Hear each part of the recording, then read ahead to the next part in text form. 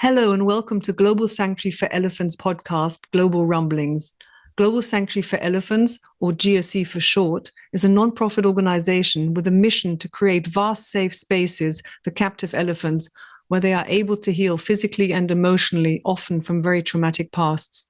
I'm your host, Nadia Mari, and I'll be taking you to the lush jungle of the Mato Grosso region in central Brazil, home of GSE's initial project, Elephant Sanctuary Brazil. Currently home to 6 female Asian elephants, lovingly referred to as the girls.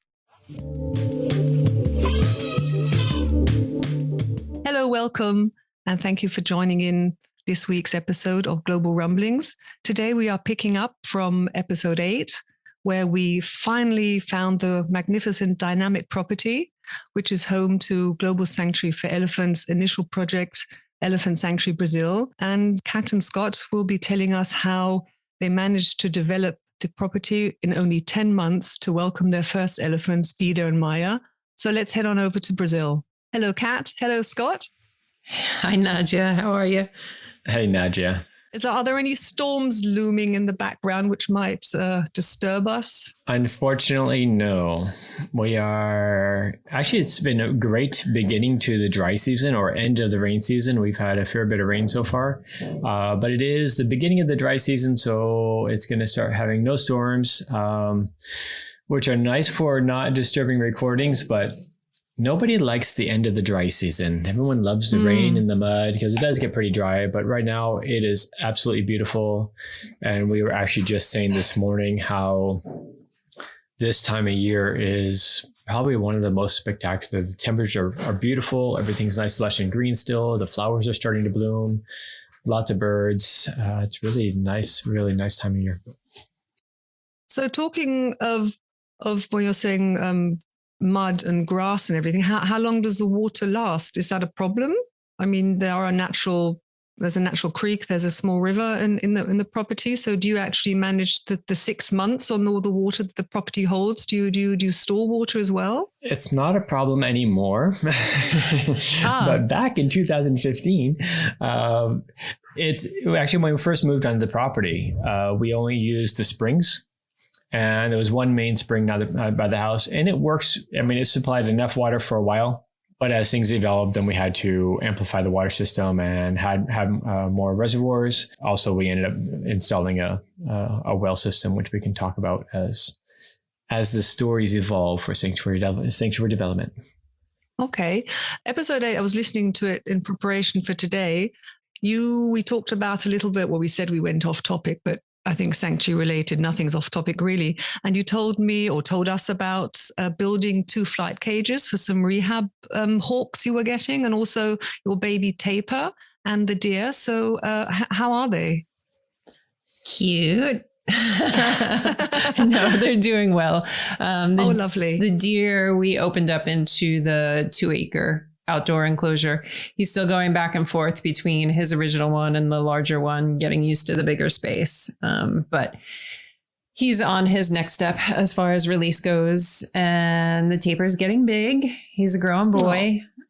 He still has some skin issues that he essentially arrived with. So that's almost resolved. And once that is fully resolved, we'll be able to progress with him a little bit more. But for now, he still needs topical treatment and cleaning. So it's a little more hands-on than you would generally like when it comes to rehab. It's always nice when that's not required, but often they require physical and medical intervention. But he's doing very well. Oh, lovely. Do they have names? Yes, although a lot of times you're not supposed to technically. It's easier for communication when we're talking about. Yeah, because we have a team of people that take care of them. And, if you have more than one, it's harder to be like tapir 1, tapir 2. And it ends up being it feels kind of cold. So yes, the tapir is Tomas and the deer Jefferson. Jefferson and Thomas. And the flight cages, how are they getting along? There was a scissor-tailed hawk you were getting, weren't you? Or I don't know if he's already there or she's already there. Yeah, we actually don't know if he may already be at another facility that's not ideal, but the best they have. We don't really have, right now we have small parrots. And we need to get them moved out. And then the scissor-tail hawker, if he still needs a home, we'll take him. But because of his age and because of all the different projects we're working on here, trying to rush in many different directions, we are hopeful that we can still help him. But he already may be at another place working through his recovery as well. If not, they have other parrots and other animals that are waiting for us. So we'll have to see once we finish and once these, the Jandaya, a little type of parrot, once he's released and we have those spaces available, we'll see who's available. But I'm pretty sure that it's going to be a near endless rotation of birds coming through. Once we say yes, I think they're going to be knocking on our door pretty constantly.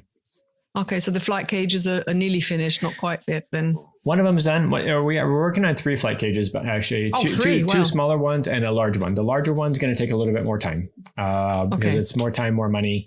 But the 2 smaller ones, which can be used for some larger birds as intermittently intermittently until we can get the large one done.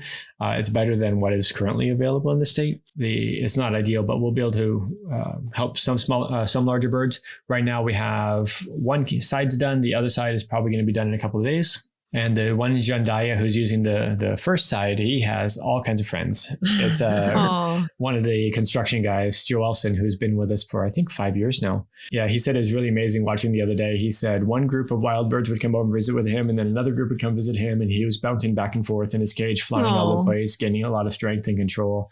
And even, Joe Elson has said it's amazing to watch how much control he's gained even in the last 10 days, I guess, 10 or 12 days. So he's doing really well.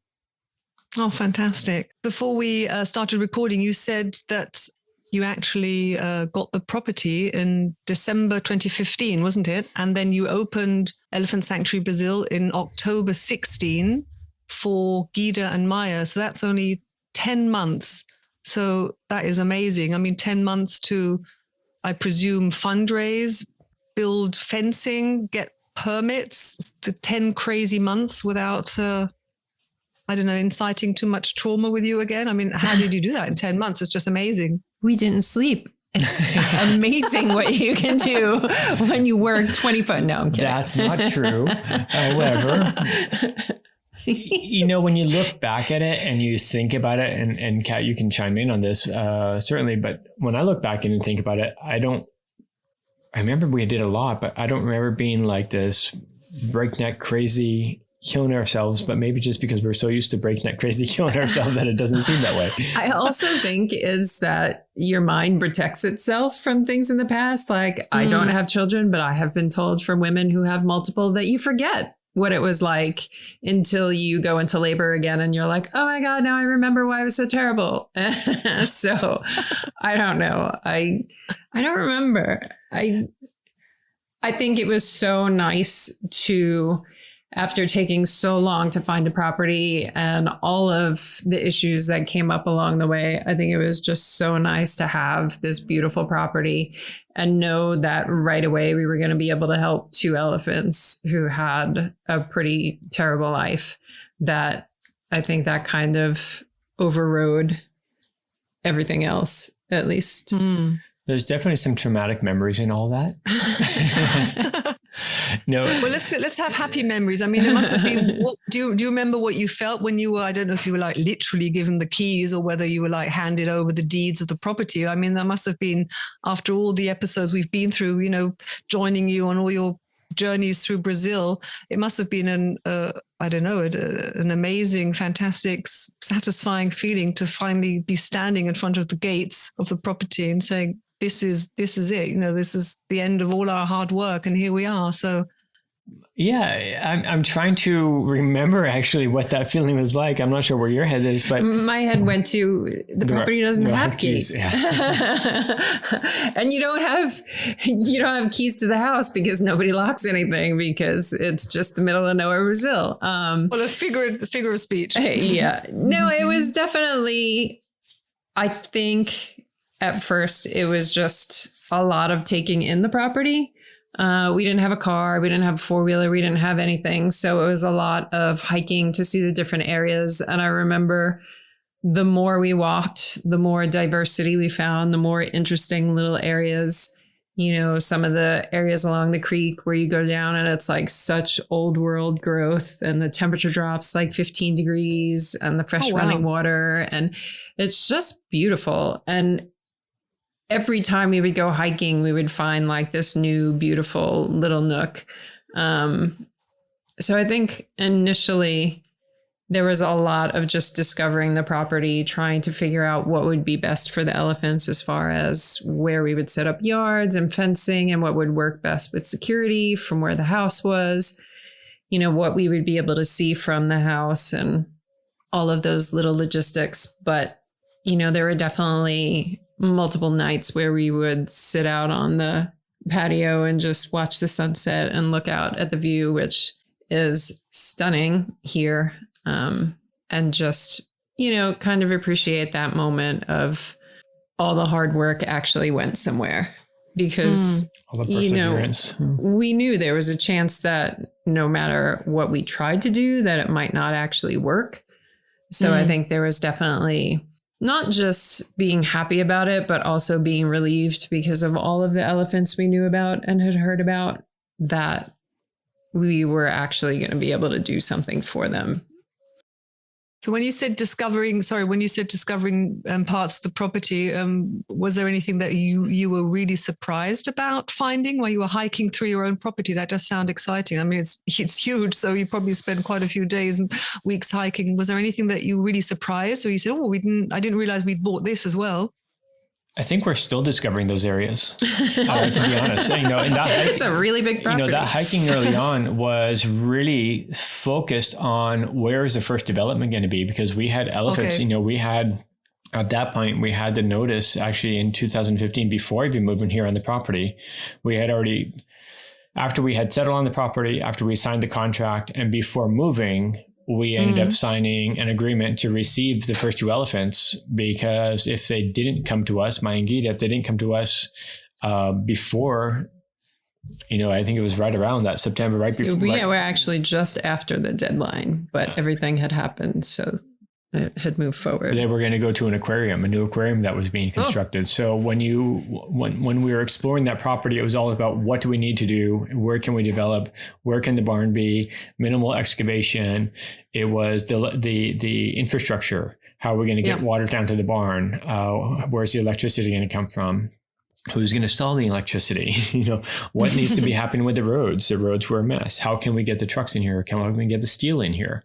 Yeah. And it's not just roads on the property. It's, you know, an hour and a half of road from Chapada to here at the time. I mean, even when you visited, it's much nicer than it was when we first started coming here. You couldn't get through on a car. So not only did we have to work on stuff on site, but we had to work on this road that was an hour and a half between here and many times just on the trips, you had to get out of the car to fix the road before you even get into town or back to the property. So that exploration that you're talking about, or that Kat was talking about, it is really very isolated to this first area, you know, just walking down by the hill and looking at Kat, remembering, because we didn't walk very far out to the north, except for on the trails and stuff. But for as far as exploration, a lot of that happened several years later. And actually when the first fire, way back, whatever year that was, we started finding areas and it's like, I didn't know this was here. And, you know, even now when we go to different areas, we just find different nooks and crannies and different little valleys that just we went by Africa early on because when we went with Petter and we walked over by all of that space. So I think essentially everything kind of existed between those two spaces. Knowing what needed to be developed first. But it's really, really, really amazing, remarkable areas. It's just spectacular. We have to say beautiful, one of our drinking game words, beautiful. Obviously, then the pressure is on. Guida and Maya, your two first elephants, they're waiting. I was actually binging on some of your YouTube videos, and YouTube then showed me your very first fundraising video. 9 years ago, it said. You're a 501c3 nonprofit. Your work is only possible due to private donations and grants. So money appear sort of as fast as you needed it, or did you have help from people like along the way finding the property? Or Cat's laughing, lots of sleepless nights again. You were supposed to talk about happy memories, not. My laughing is just because the money never actually shows up faster than needed. I've never run into that problem. No, I honestly, I don't really remember. I mean, the reality was it was just a few of us trying to do all of this in the beginning. So, I mean, my background is in the veterinary field. Then I shifted to working with elephants. And then all of a sudden we're going to start a nonprofit, and I'm having to research donor management software and reading up on fundraising. And it's just, none of it was my thing. So I don't know, probably a lot of denial on my part about how all that went. But somebody once said they wanted us to record videos every day so we could go back and remember what those emotions were. We didn't do that because we didn't have time. That's true. And many times we didn't want to cry during the whole video. It was absolutely amazing to be here. Without a doubt, it was remarkable to be here. And then the pressure does kick in right away. We have to get this developed. How are you going to do this? And again, we didn't have a vehicle at the time. We didn't have a tractor. We didn't have any equipment. And you can't rent equipment like you can. I don't know what it's like in Europe, but in the United States, if I wanted to rent, a backhoe, I can go rent a backhoe. But here you have to rent it with the driver. And you have to house the driver and feed the driver.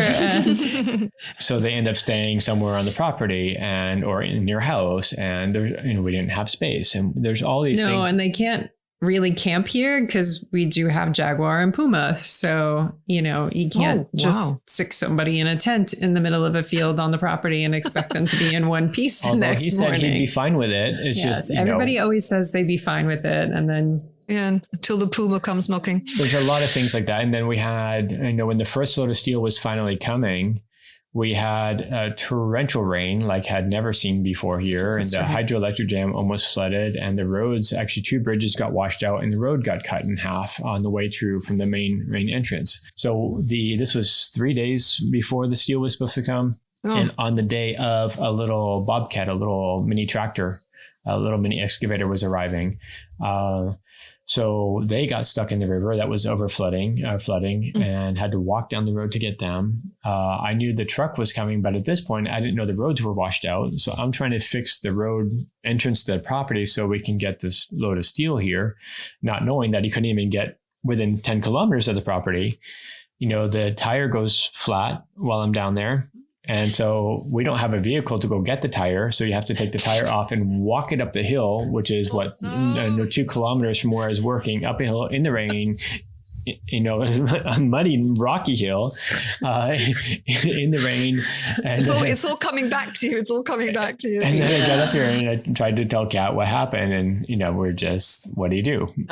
You take a warm shower and you drink a cold beer and you deliver steel to the neighbor's property. Yeah. So it had to be delivered to the other side, but then I had to get somebody else to help get him there. But instead of the steel being delivered almost on the property, it was now close to 6 kilometers away, was the closest he could get. And it's not a good road to get there. And then you got dengue shortly after, between, I don't even remember. I remember you had it when we were moving the steel. You had just gotten over it. All right. So this all happened. We moved here December 15th, and that was around February and March, I believe, because, trying to get the money and trying to get permits and trying to get permissions to move forward. And trying to rush all this through, we still had to build elephant transport crates. We still had to do infrastructure. We had to get the water, had to get electric. Working on the electric system, which again, in the United States, you call up, somebody comes out, maps out the system. The electric company schedules it. Normally within a few weeks, you can get electric. Here they say, the electric company will be there within 3 to 5 years. So it's a little different to have to wait 3 to 5 years versus a few weeks. So we started learning all of these elements that were at play. So all of that just starts flooding together, mixing with where fundraising was. Modifications to the house. I mean, the list goes on and on and on of all the little things that need to be done, and it all just kind of blurs together. It does. But somehow it all happened, though, because 10 months later, Guida Maia, and everything was going pretty well.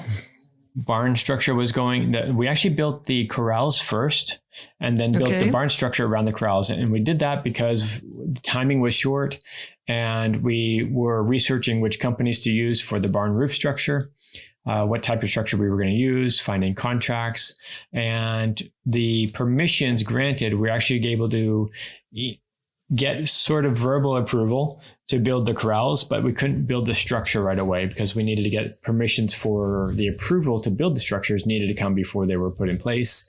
And normally these processes, when we met with SEMA, they said these processes can be 2 to 3 years. And we said, can we get all this done in 6 months because we have elephants coming? So they were a bit taken aback to analyze the project in its entirety, plus give us permission to build the first phase, plus understand the project more, and not only give us permissions, but then be able to expedite each process because it's a 4-step series, and each one of those have to be happening sequentially, but we're asking them to happen consecutively to be able to get these elephants moved here as quickly as possible. So with that, we hired this company. Here we go. Welcome to Brazil. We hired a company to build the barn structure. And I had already plotted out where the building was going to be. I had the basic perimeter, all, string lines, all squared up, all ideal. And they come here and they started redoing it, and their methods of redoing it were just not cool. They were not appropriate. So I taught them, hey, this is what you want to do. This is how you do this. It's a larger structure than you're accustomed to.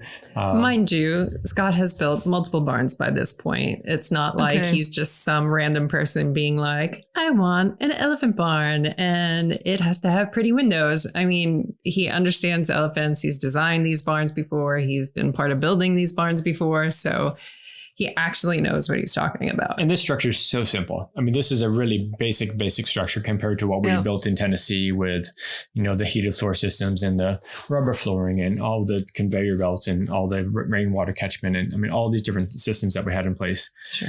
This is simple. This is like a little stick building. Because our property is perfect. Because exactly, it's perfect. It makes it all more simple. So ahead of the guys actually coming here to build the property, I was meeting with them to go over the design. And I looked at the design, and the I-beams, the vertical beams, were the wrong direction. And I explained to the engineer, you can't build it this way.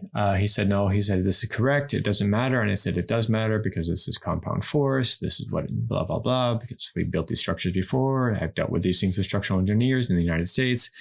And he said, no. He said, you're wrong. I'm the engineer. I said, okay. So I went ahead because I knew he was going to keep arguing with me. I sent a letter to our structural engineer in Tennessee, and he replied, do not let them build a building this way.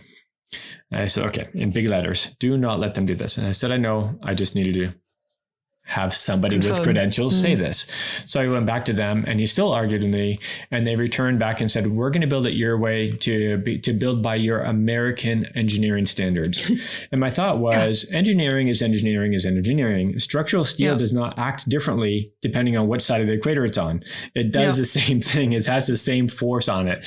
So that was the first step with these guys.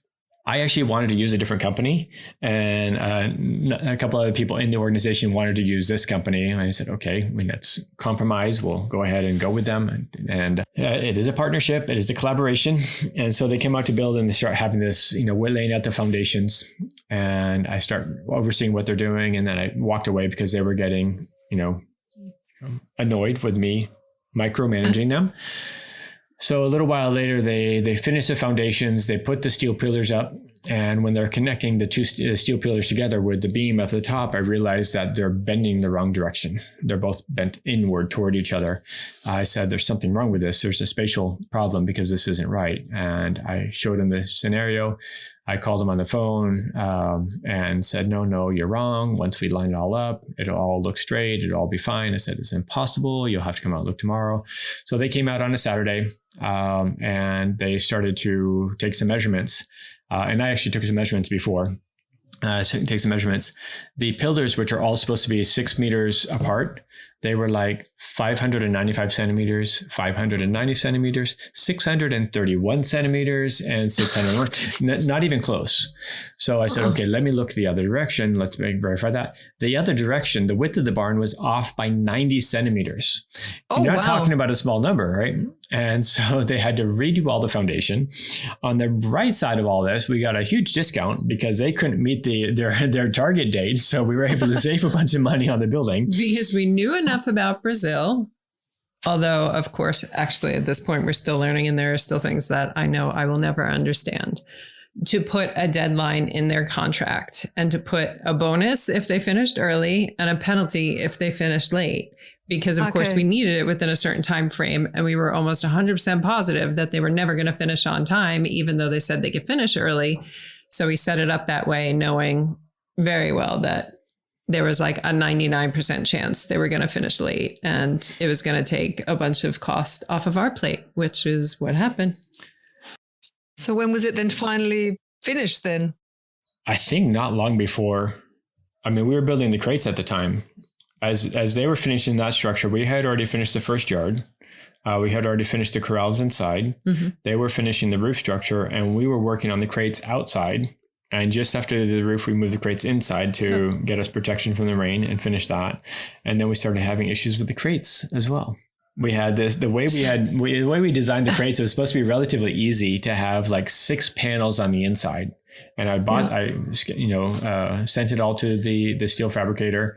These are the panels that we want. This is the size, no big deal. A little bit more money to do the panels this way, but it's going to save us many hours of construction costs, of installation cost. So the first ones arrived wrong. The second ones arrived wrong. And then their machine burnt up. And they had to try to find another machine. It was going to take 3 weeks to get the parts. And then they borrowed a machine from somebody else that burnt up because the way they were doing this was really counterintuitive because they actually didn't have the steel I wanted.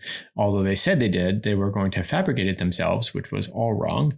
And so because we were running out of time, we changed the material and it went from 6 pieces to almost 60 pieces. So a lot more time for installation. And we had one all-nighter and several really late nights to get the construction, get the crates done. Yeah, I think 2 nights before they left, all of the maintenance guys that were working on it were there until, I don't even know, midnight. Yeah. Something stupid, especially for Brazil. Most people, they go to bed super early in this area. They wake up super early, and they were here. And then the night after that, Scott and I were literally worked through the entire night. And the trucks arrived the next day. Yep. And they actually waited for us for about 6 hours for us to finish the construction, and we're painting them as it's going onto the truck. We're actually finishing painting. It dried while the truck left the property. That was then to pick up Guida and Maia. Then obviously it was cats laughing. Well, because I remember feeling bad because we weren't the ones who scheduled the container pickup because we were like, they're not going to be ready. They're not going to be ready. And somebody else who scheduled it essentially was like, I don't care. This is when they have to be picked up.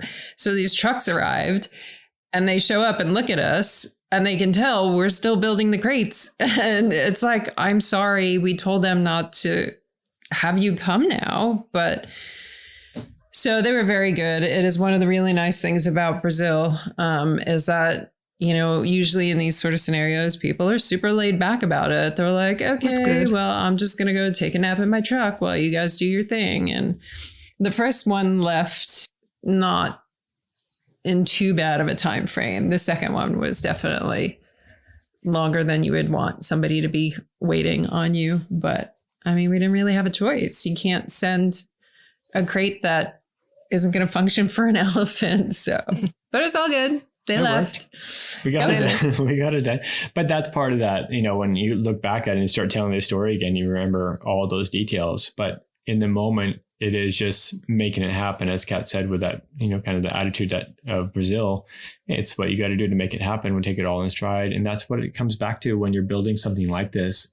You just do what needs to be done without without getting caught up in what it means to your life or what it means to your sanity. And I think some people look at the organization as if it was this big organization when we started, and it wasn't. I mean, nobody was paid at first. There was no one on payroll. We were all volunteers, and we were all just doing whatever it was that we could. You know, we had a friend from the States that we worked with elephants who volunteered to come here to help with the move and Maya and Guida. We had a friend that we knew from the United States who came and welded. We had a volunteer from somewhere else within Brazil who came and welded. I mean, and then we had our first two employees were Joaquim and Silvana, who you met because they're still here, thankfully.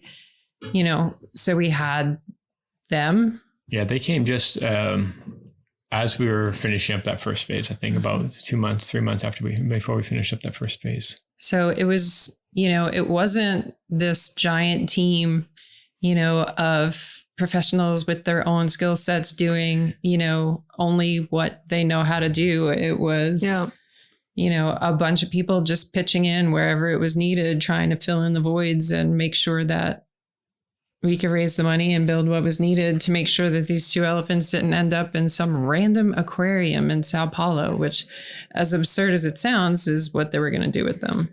And that's a big motivation, you know, and that's part of what we just say, you just kind of put your nose down and just do it. When you have this realization in front of you that if we don't, these lives are going to be possibly even worse than they were. Yeah. I mean, at least because was. Where they were, it wasn't good, but they were on a farm and could at least be outside. I mean, who knows what they were going to do with them at this aquarium. It was known for being shady, even with the animals an aquarium should normally have. Nevertheless, if you give them a pair of elephants. So, yep, a whole lot of motivation to get stuff done. And while we were actually on the road, you guys were finishing here the water system to get the water to the barn. I mean, everything was at the end of the last minute, but that was that time frame we were dealing with. It's just all. Talking of last minute, producer Bob is sort of counting us down and saying we've got like 4 minutes left. So I think we can, wrap up this week's episode, and then the next episode we will then continue with welcoming Guida and Maya and you telling us about them. There were ex-circus elephants. Yeah, I'll let you two go. Happy to hear that after all the memories did come flooding back, but you're looking a little bit dazed, so I think you're still a little bit shocked. No, it's kind of funny. I mean, how long has it been? I can't add that fast. 2015. So what are we now? 2013, 8 years. 8 years.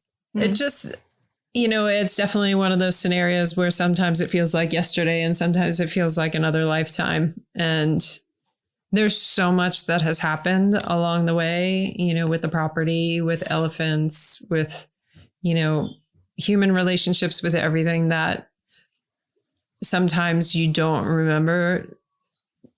I'll call them the little things, although they weren't little things at the time. So honestly, it's funny to remember. I mean, the all-nighter that we did to finish up the crate, we were laughing, I would say 70% of the time. Yeah. I mean, it was fun. It was light. There was definitely an excitement to knowing that these crates were going to get Maya and Guida in a very short time. They would be out of the situation they were in and on this beautiful property. So it was a lot of work, but a lot of joy, and not just with us, with everybody that was involved. And I was just thinking, as you're saying that, even just walking down the hill to go start welding or walking up the hill to come have lunch, those moments were always gorgeous. And that was, you know, being in this environment and the starting early in the morning as the sun is coming up and it's just being spectacular. I mean, this is gorgeous. This property. Well, you know, Nadia, I mean, it's amazing here. And, you know, here we are 8 years later and